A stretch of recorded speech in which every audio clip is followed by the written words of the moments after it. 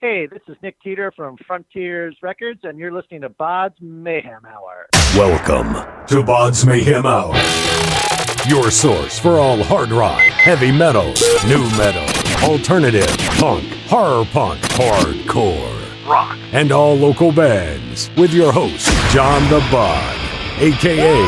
the Bodfather. Hey everybody, welcome to BODS Mayhem Hour. I'm your host, John the Bod, aka the Bodfather, and as always, I am bringing you guys awesome interviews.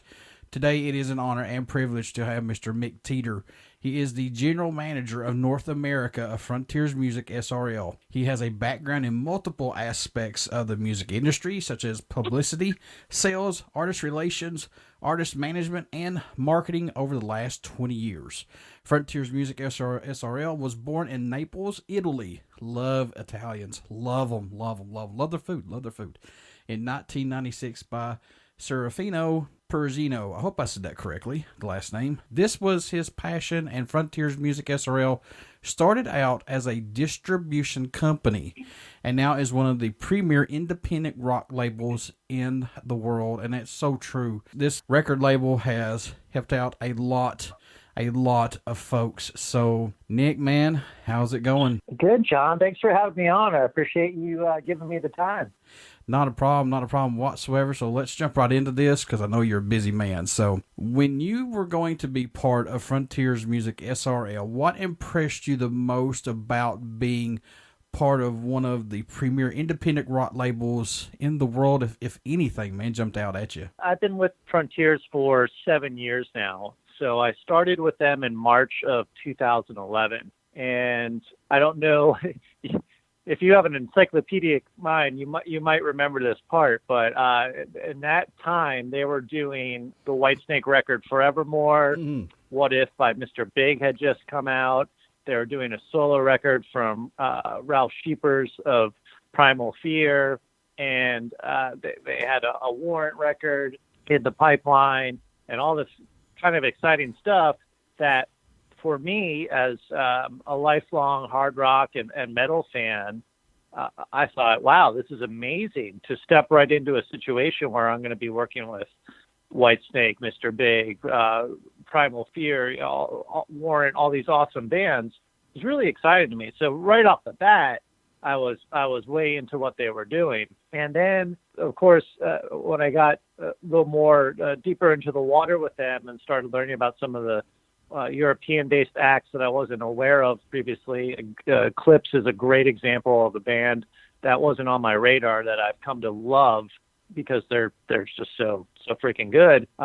And finding out all these other kind of gems and genres that they had on the roster that hadn't been on my radar, honestly. Obviously, I knew about the hard rock and metal stuff because that's, as a fan, that's what I was really into.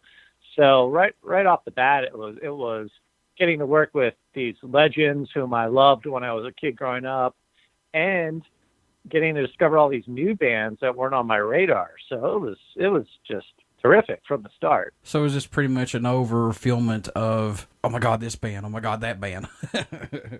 Yeah, exactly. Going down. I mean, specifically, I was brought on board as a marketing consultant on the Whitesnake record, which I love Whitesnake, have been a fan since Slide It In came out. To be able to work with that artist was just an amazing opportunity. But then, once you got past the conversation about Whitesnake and started, we have this and we have that, it was holy smokes, this is gonna be awesome.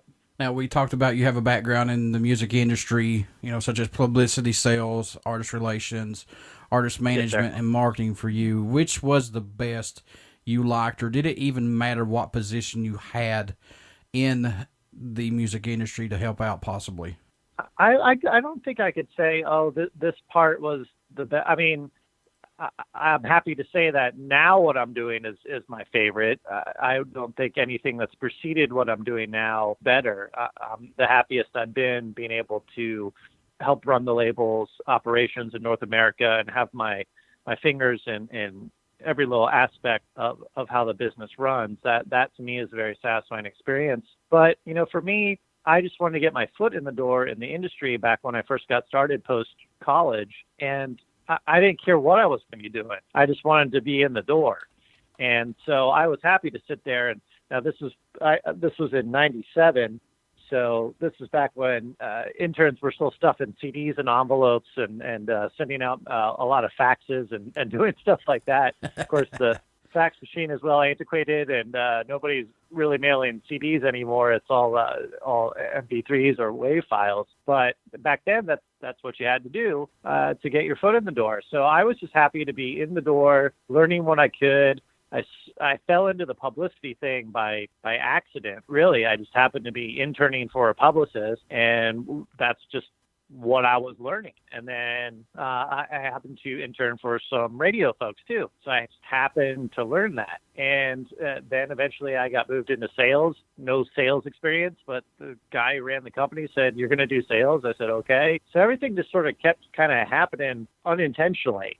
The only thing that ever happened intentionally with me was that I was sick of not being able to get a marketing job because everybody said, "Well, you don't have marketing on your resume." So I just made up my own marketing company.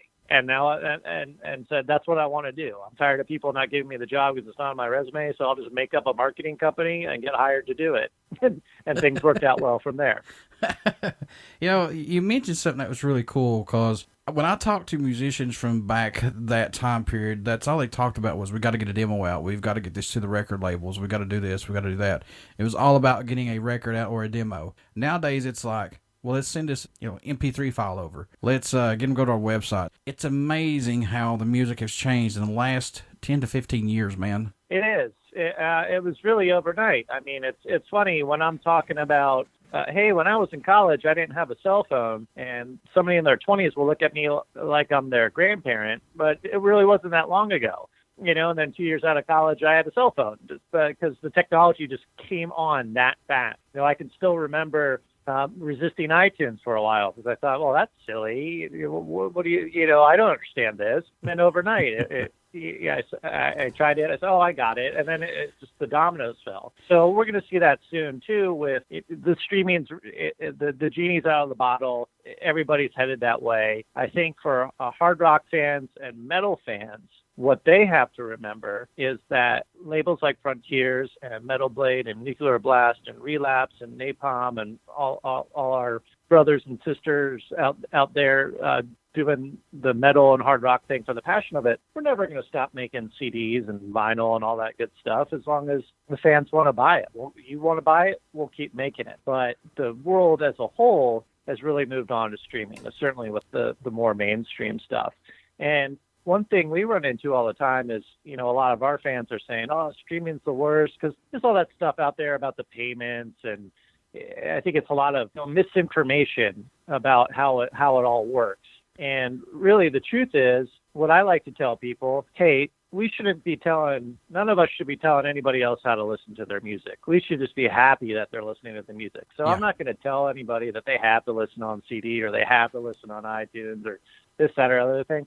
If you like listening to music, do it however you like. I'm just thankful if you're listening to something that I'm trying to get people to listen to. And I don't care how you do it. I just care that you did it. And I think the more that hard rock and metal fans kind of realize that if they start using the streaming services really as kind of the ultimate listening station is how I say it. If you, think about it this way. When I was a kid and I had $25.06, that's exactly how much it cost to buy 2 CDs at the local Tower Records. So I would go in there and I knew that I wanted to make the best decision possible for that $25.06.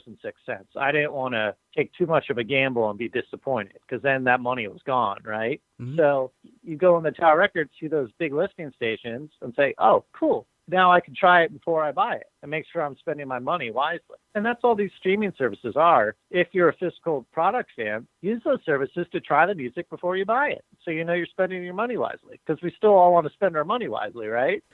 So I think that's kind of a way, the vilification of it is something I would like to see the metal and hard rock audience kind of move away from that. Oh, it's evil, it's evil, it's evil. And it's there.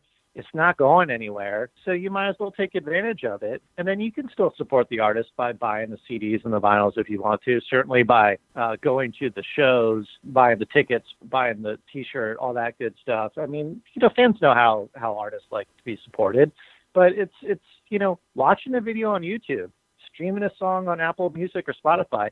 It all helps. Every single little bit of it. Maybe some more than others, of course, but it's all a help. And, we're in a brave new world. Like you said, in the past 10, 15 years, it's all changed so much. It'd be nice to see people, kind of taking advantage of this new technology because it's there and it's not going anywhere. Yeah, and you're right. It's a different way of marketing, and I think it's a good way of marketing, if you ask me. It's easy to get out there and a lot quicker to get out there for bands to reach new fans as well with social media and everything. Well, yeah, exactly. I think, but there can't be too much of a crutch on that stuff because there's still that, interacting with people on Twitter, interacting with people on Facebook, Instagram, Snapchat, all these various services that are out there. Yes, absolutely. Bands should be doing it. It makes sense. But it's also the old school stuff. When you play a show, hop off that stage, go stand at the merch booth, shake some hands, take some photos, all that stuff.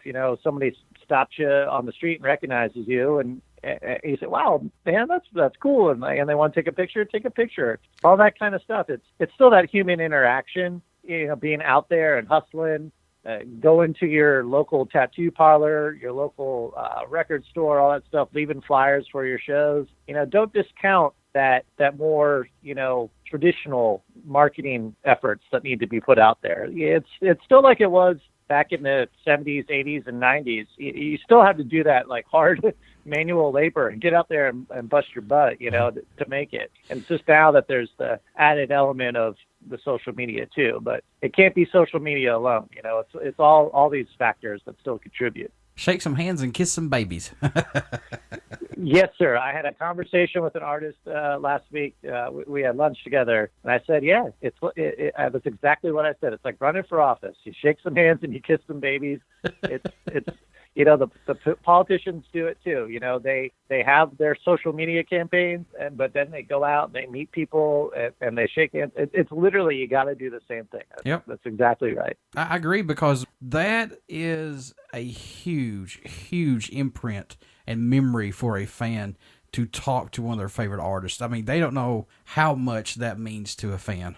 Yeah, it's really true. I mean, when I was 15 years old, that same Tower Records I was talking about, I met Dangerous Toys at an in-store. They were on tour for their first album, opening for the Colton Bonham. That's awesome. And so like heck of a lineup, right? Yeah. So I still have the cassette that they signed. I hadn't moved on to CDs at that point in time, and I still have the store gave me a cutout. It was on a foam core board, mounted the album cover, and the band signed, like 3 pictures like that. And then when they were done, me and my friend were lingering around. We took a bunch of pictures of them.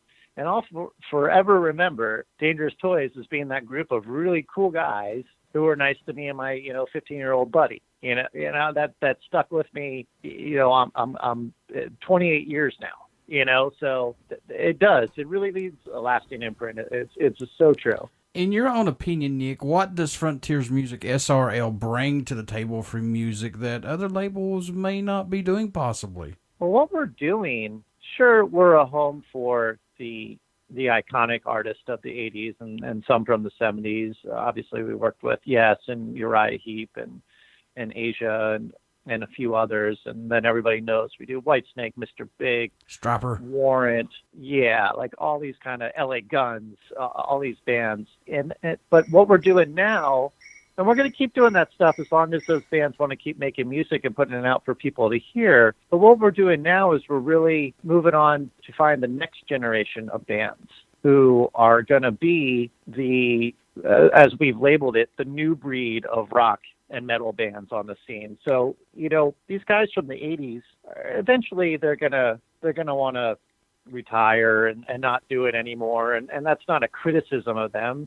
It's just reality. Time stops for no man, right? So they've got a kind of a timeline. Hopefully we're talking about, 30 years from now, not anytime soon, but we do want to have those bands that can kind of help take the mantle over. So you look at bands, we got a bunch of great bands from the UK, like Inglorious and Bigfoot and Mason Hill and Dirty Thrills and The Brink and Doomsday Outlaw. We've got great, from Sweden, Eclipse and Crazy Licks, and all these awesome bands that we really think are the kind of the next generation of rock music and metal music. And we want to make sure people understand that Frontiers is saying, hey, we're ushering in the next generation of hard rock. So whether you're 16 years old or you're 60 years old, if you love this music, there are new bands doing this kind of thing. We see it all the time on social media. Man, there's no new bands out there that are any good. Hey, if you think that, you're not looking. They're everywhere, man. There's a whole slew of bands who want to carry the torch and keep it going. And they're doing new things with the music. They're just not doing copycat stuff. It's all new, it's all different, and it's actually really, really exciting. The world's gotten smaller. It used to be if you were a label, you kind of had to stick to your backyard. Now it doesn't matter. You can be from anywhere. We have a band from Croatia called Animal Drive. It's just totally awesome. And it's cool that we can have a band from Croatia that we can introduce to everybody around the world, rather than them just being stuck in Croatia, not being able to get out of that scene. So it's really, it goes back to what we were talking about with the technology. It's just amazing that the world has shrunk in a way because of this. And now we can find these bands from all over the globe and introduce people to them. And of course, the other thing that Frontiers does a lot differently is I don't know too many labels that are really doing the melodic rock thing as well. We do the hard rock and metal, but not too many labels out there really doing the melodic rock thing. And that's why Serafino started the label, because he loves melodic rock. I mean, the label's named after a Journey record, right? So he loves that music, and he's created a home for it. And the fans know that they're a home for it, and that's a great thing. For Frontiers Music, Nick, do you like to see bands promoting themselves before you guys go out and try to sign that band or check them out? Or what do you look for in a band? What grasps you guys to say, we need to take a look at this band now? First and foremost, the music. That's what it all boils down to at the end of the day, is the music good? Nobody says, wow, they have 1 million Facebook likes, so let's sign them, even though the music's kind of iffy. You would never say that. It's always the music first. And then once you decided you like the music, yeah, absolutely, you start looking at that stuff. Are they doing things to promote themselves? Do they seem motivated? Because that's a really important factor these days. If the music business has changed completely and very quickly. It used to be that you would sign to a label. The label would say, we're going to pay $500,000 or something crazy like that, have you go record an album. And then once it's recorded, we're going to take it. We're going to do everything. We're going to get a video on MTV, get you radio airplay, do all this. All you got to do is answer the phone when it rings for a press interview or a radio interview and show up and play your gigs and don't get arrested for anything really, really stupid. And that was it. That's all bands had to do. Now, bands have to do everything. The social media is a huge part of that. The bands are now totally responsible for having a relationship with their fans, because that's what's expected. Very few bands can do the mysterious thing. I mean, you have Ghost kind of does the mysterious thing where they're not out there, shaking hands and kissing babies, like you said. But very few bands can get away with that kind of, the mystique thing is hard to pull off. Most of them have to get out there and pound the pavement and really do a lot of work. And the label is more supplementing your activities with a marketing budget, marketing ideas, and being your collaborative partner, and you're helping you finance a lot of these things. So the relationship between label and artist has changed greatly. And if you see an artist who maybe doesn't feel like doing much work and just, doesn't seem motivated to get out there and get it done, yeah, that can be a bit of a turnoff, because that's saying, like, how motivated are you to win if you don't really want to do the work? Right. And right. That's what you want to see is an artist who says, hey man, I'm ready to go tour my butt off. I've got somebody hired on my team who is handling all my social media. I've got this, I've got that. We've got one guy in the band who has a good business sense. That's really important. You don't want everybody in the band to be completely ignorant of how the business works. You want somebody to have at least, read a book, or about the music business or something, just because you want them to be asking the right questions. You know, when you get down to the contract negotiations and stuff, you don't want it. It would be it's almost kind of a turnoff if a band's like, where do we sign? You're like, be smarter. Say, we're gonna have our lawyer look at it. That's the kind of thinking. Okay, good. They have critical thinking. They're not looking to get themselves into a sticky situation. Not that we're offering sticky contracts, but you know what I mean. You just want to see people being smart and taking care of themselves, and that's really, really important. So first and foremost, the music, but yeah, you want to see that they're out there trying to do stuff on social media, trying to promote themselves, see if they're doing a lot of local gigs in the territory they're in, because that means they're really pestering promoters and trying to get out there and open for bands that are coming through town and all that kind of stuff. And that stuff's important for sure. Do you have to keep your mind fresh and open when you're looking for, bands and artists to sign, if that makes sense? I mean, do they have to be that unique band? I mean, I know you said the music is first and foremost, but do you kind of have to keep a mindset fresh and open to this? Yeah, I mean, you always want to be open. I mean, obviously, Frontiers would never, well, you know what, never say never, but likely would never sign a hip-hop act or anything like that. But you never know. What if something came along and it had the right rock element incorporated to it? You never know. So I think when you listen to anything, what you're searching for is it to move you. So Serafino has said this in an email a couple of weeks ago to some people on the team. He said it's just really about everyone feels moved by the music. If it hits you in the heart. That's so true, because music's supposed to make you feel something. And if we're listening to something and everybody's like, wow, I'm feeling something. And yeah, maybe they only have 5 Facebook likes and nothing else going on, but wow, there's something magical here. Then you would, of course, want to pursue that. And we've done stuff like that where it's like, we'll figure it out. Let's just get them on board and we'll figure it out. And so I think you do have to keep it. You can't just say, oh, well, this sounds like this already. I'm not interested. Sometimes when a band really wears their influences on their sleeve, that's not a bad thing. It's impossible to constantly find something that doesn't sound like something else. Everybody's right. Coming from somewhere. So we don't care if it sounds like, hey, man, this band really worships AC/DC. That's fine. As long as it sounds good. Once you have a band signed, Nick, what can they expect being on the Frontiers SRL music label? What are they going to get from you guys, man? Well, it kind of depends on the act, and where they are in life.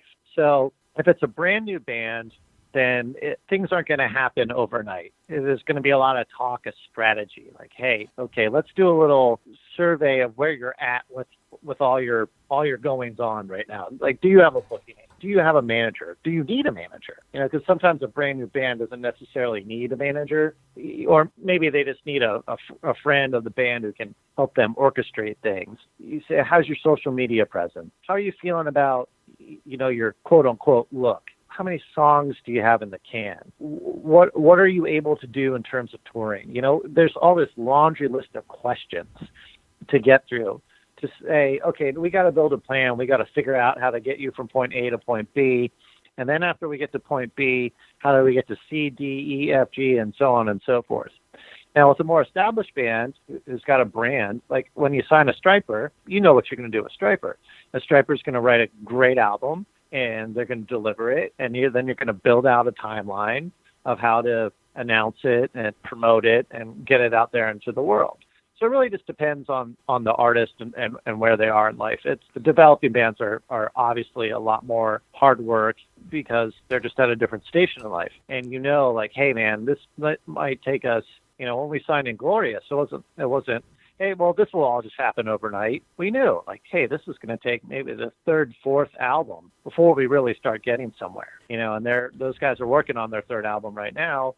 And it's cool to see that in the UK, they got announced for Download Festival, and the font they're in is much bigger than the first time they did it. And that's kind of how it's working when the band's name is bigger on the festival posters. Okay, we're getting somewhere, That's true. That's very true, my friend.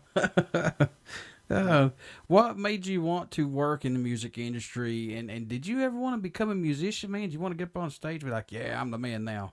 Oh, I have zero musical talent. I can't sing. I can't do anything. Of course, I daydreamed. I still play air guitar when I'm alone, not in front of the mirror.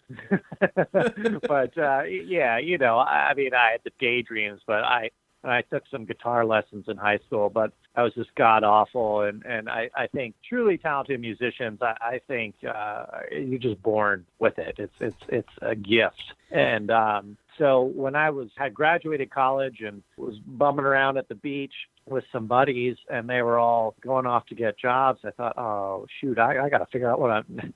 Party's over, I got to get a job. And main thing I'd always just really been passionate about in life was music. So I thought, let me figure out how I can get into music. I can't play music. I can't be a musician. Let me try to help musicians. And I thought, let me go try to get a job at a record label. And the dream at the time, I really wanted a job at Roadrunner Records. And this was when Roadrunner was putting out Obituary and Sepultura and Machine Head and Fear Factory. And it was just, all that awesome stuff. And I thought, oh man, if I could just get a job at Roadrunner somehow. And I actually wound up having an internship there, which was really cool. But the first step, I explained to my parents what I wanted to do. And my dad said, who was an attorney, he said, oh, I think one of my clients, his daughter's married to some musician in the Allman Brothers or something like that. So, okay. He said, let me see if that he can connect you to. And it wound up being Warren Haynes' wife, Stephanie. Warren it was in the Almonds and then Government Mule, of course, too. And I went and met with Stephanie, fresh-faced out of college, and she said, hey, listen, buy this book. It's called Polestar, and go through and call every company, a record company in New York, and ask for an internship. And that's what I did. I took her advice. I wound up at Roadrunner, and I wound up at this company called Thirsty Air Records, and that's how it all started. I just started interning, and then got a part-time job, then a full-time job, and it just kind of went like that. And it all started with just getting connected with that one person who gave me that one piece of advice, and I went from there. So if any of your listeners are out there are wondering, like, how do I get a job in the music industry? I'll tell you. The first thing you do is intern. That will never change. You got to start at the very bottom up rung of the ladder and work your way up. I mean, sure, there's some stories of a savvy, kid inventing something or coming up with something that gets them to the top quickly. And I would not discourage anybody with ambitions like that from trying. But for a lot of us, just go the internship route, because that's how you learn things. Even if you're doing something lame like buying somebody's coffee, when you're not buying the coffee, hopefully you're learning something. So that's kind of how it all starts. You just start at the bottom and claw your way up. Kind of like the whole struggle for bands. It's the same thing.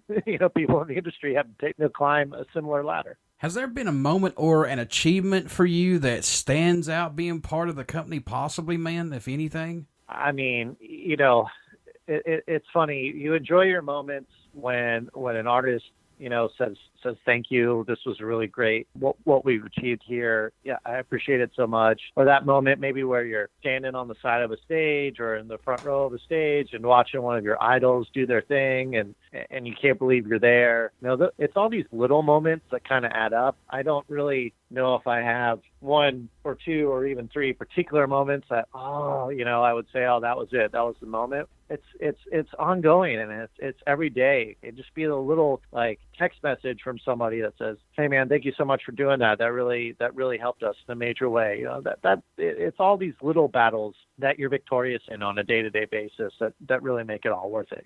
How excited are you for the Frontiers Music Festival, April 28th and 29th in Trezzo, Milano in Italy, man? Let's talk about that a little bit. Man, I'm pretty psyched. I'm actually flying out next Tuesday. I got to go to London for a day or two, then off to Italy to see that. And it's kind of nonstop rock for a few nights. I'm going to see in London, I'll see the Wayward Sons on Wednesday night. Thursday night, I'm going to see The Brink and Doomsday Outlaw and Dirty Thrills on our Newbury night in Camden, London. And then Friday we go in and there's a VIP party with Kit Wingers doing an acoustic performance. That's going to be amazing.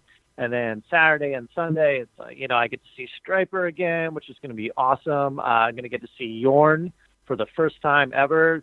Really exciting. We just added Corleone to the bill, which is, of course, Leo Leone from Gothard doing his new thing with Ronnie from Lords of Black singing. They're going to be doing a bunch of Gothard classics. Bigfoot's going to be there. I'm really excited to see Perfect Plan, Hell in the Club, Issa's going to be there, Quiet Riot. It's just like jam-packed. My head's kind of spinning about the overdose of rock and roll I'm about to get.